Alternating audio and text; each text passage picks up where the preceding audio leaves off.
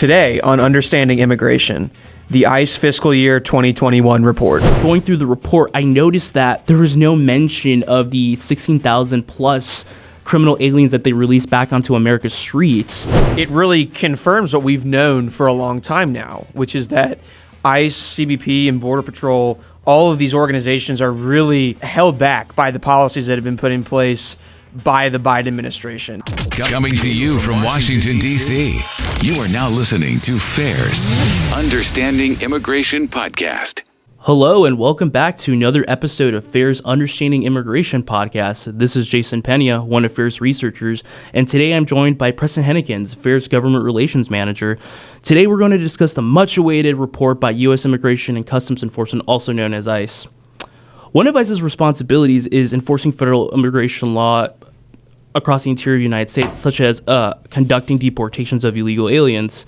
As such, as required by Congress, they are required to produce a report of their activities of the previous fiscal year. However, after a 5-month delay in releasing this report, FAIR discovered that immigration enforcement under the Biden administration has plummeted. Preston, I want to take this over to you.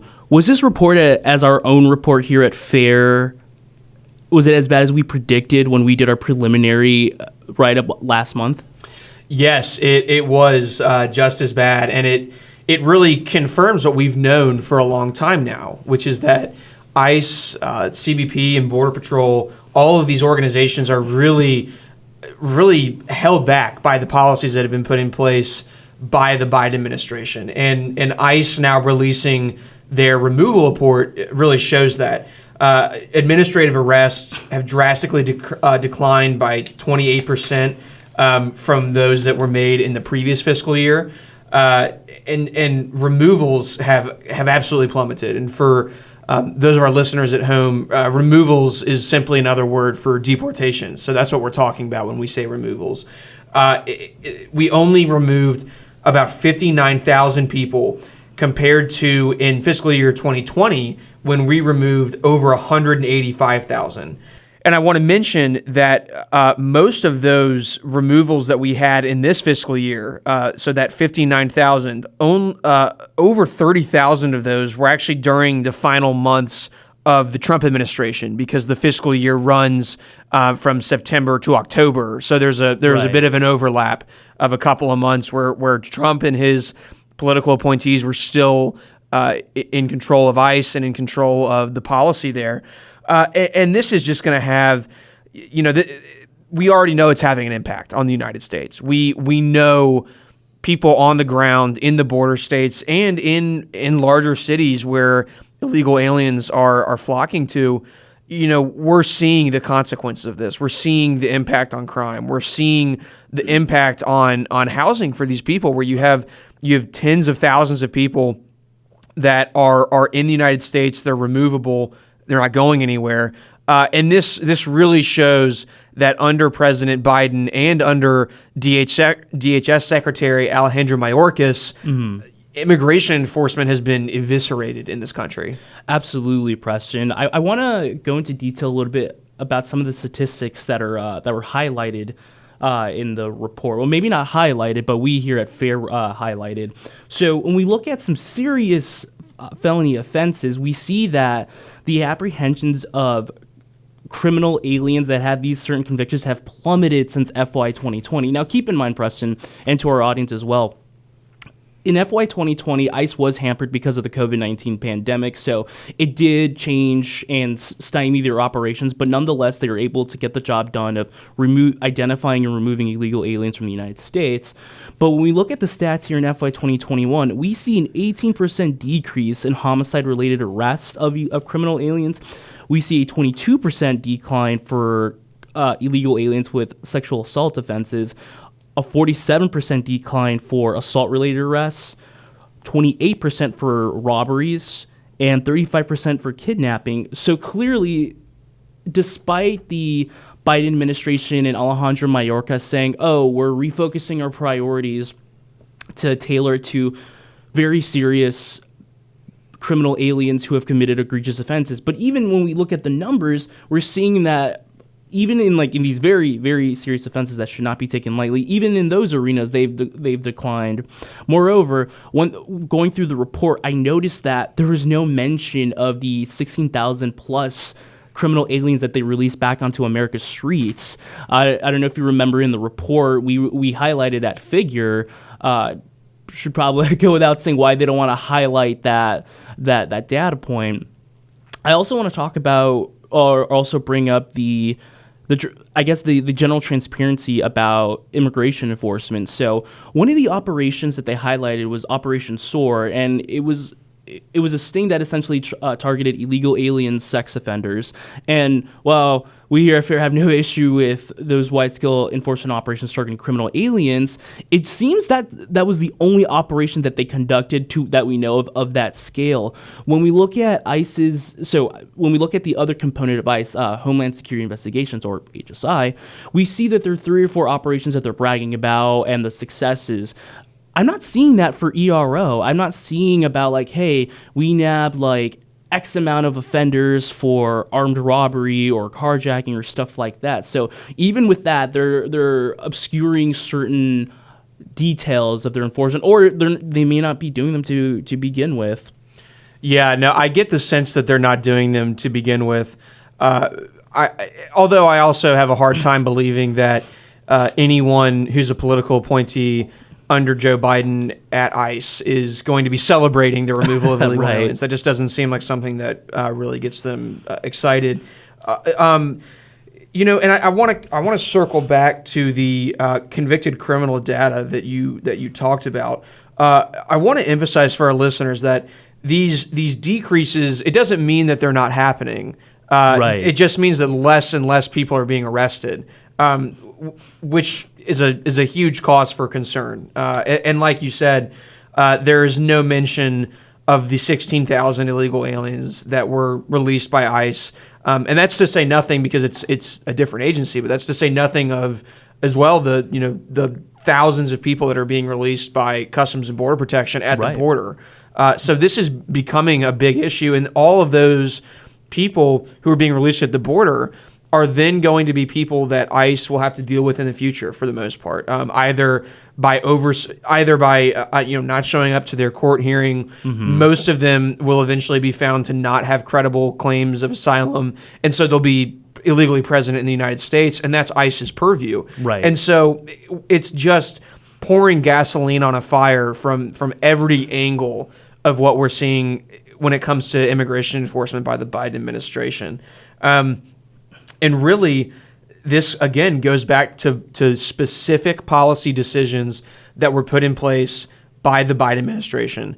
I think the top one that we have to talk about is the enforcement guidance memo that ICE released under DHS Secretary Alejandro Mayorkas. Mm-hmm. For those listening, this is essentially an executive action. It has the same force as an executive order that was signed by President Biden, but it originated from DHS. And what it did is it really restricts where ICE is able to arrest people, where they're able to conduct investigations, which is why I think, like you brought up, I don't think they're doing them, because where would you be able to have a large-scale investigation like this through enforcement and removals that didn't come into contact with this memorandum? And so pretty much anywhere, any place of business, any house of worship, any hospital, the list goes on.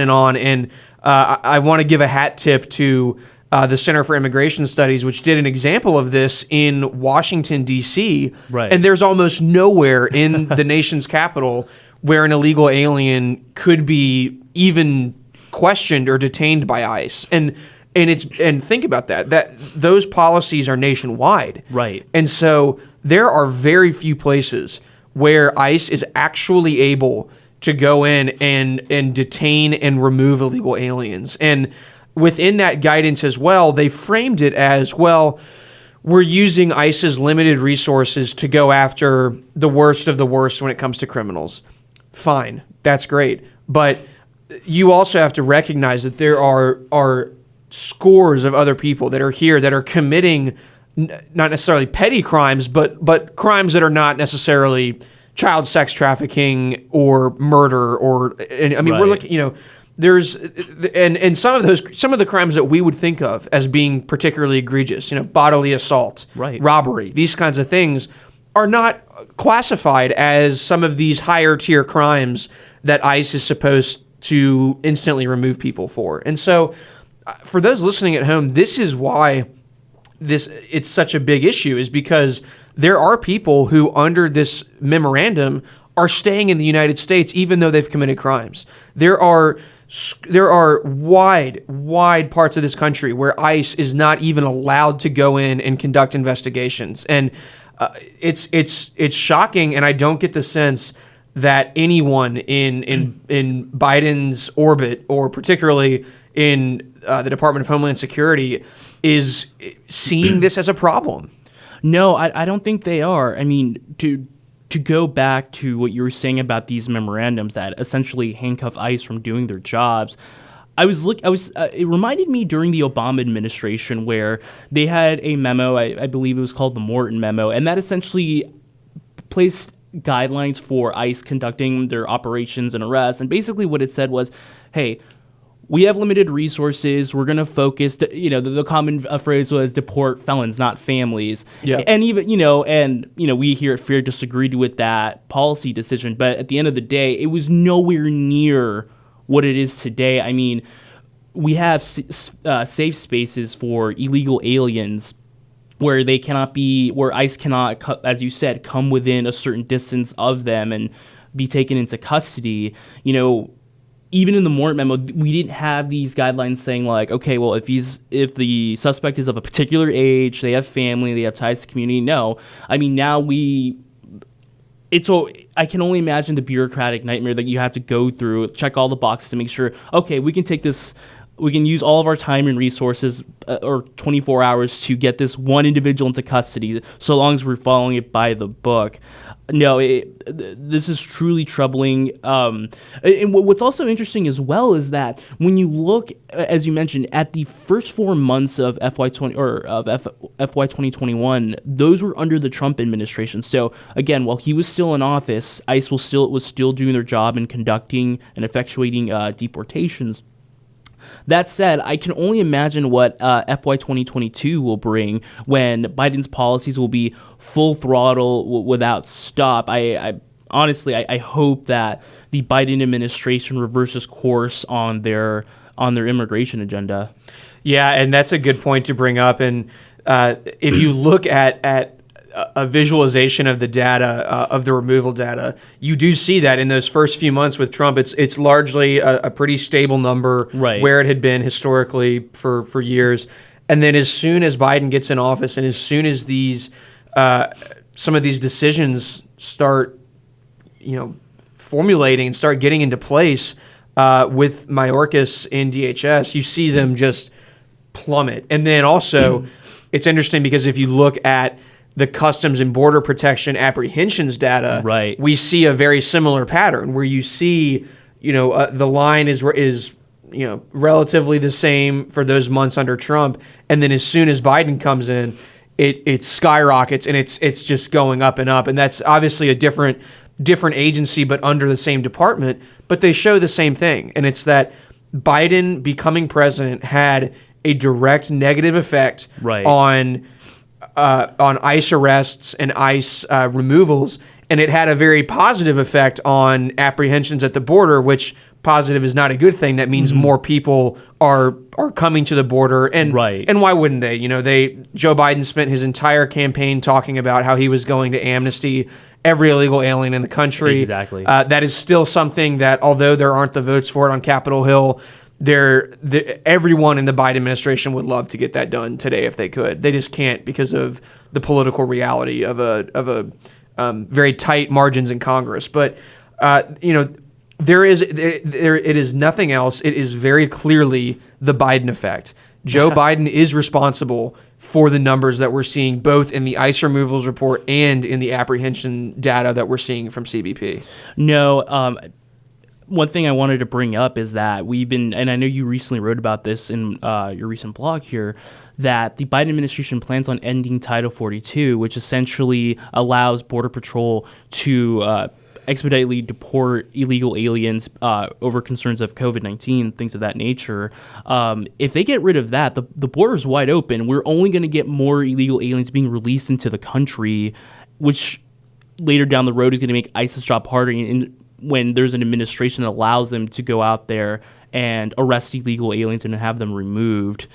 Yeah, no, the Title 42 news is pretty big, and that could be happening down the road. We've heard that it might end as soon as April. Title 42 is not a permanent solution to what's happening at the border crisis. It is tied in to the COVID pandemic, which has been waning in recent months, but it's alarming because that is the last policy in place that has any meaningful effect on the number of illegal aliens that are actually then entering the United States. For those at home listening, under Title 42, about half of all people that are apprehended at the border are turned away and sent back into Mexico, citing Title 42. So only half of these, hundreds of thousands of people every month that are coming in are actually making it to the U.S. and are beginning the asylum process. If we didn't have Title 42 in place, and it's not going to be there forever, and it is going to end, once Title 42 is out of the picture, all of those people are coming to the U.S., they're staying in the U.S., they're applying for asylum in the U.S., and they're staying for 2 to 3 years as their case winds through immigration court. This is going to be a disaster when Title 42 is removed. This is going to be a catastrophe at the border. And I do not know if the Biden administration is willing to make any kind of change, but I'm not a prognosticator, but I would think that once they see the political reaction to this, immigration, he's already very underwater in immigration polling already. Mm-hmm. This, I think, would break the Biden administration when it comes to immigration. There is no way that you can cover up 160,000 people coming in every single month and all of them applying for asylum, none of them returning to Mexico, none of them returning to their home countries. Mm-hmm. So that's something for our listeners to keep in mind as we move into April and further into the spring, is not if, but when Title 42 is no longer in place. Well, that's a great point to end on today. For those of you listening, we hope you enjoyed this podcast. We encourage everyone to share this podcast with your friends, your family, and we hope you leave us a review and subscribe wherever you get podcasts.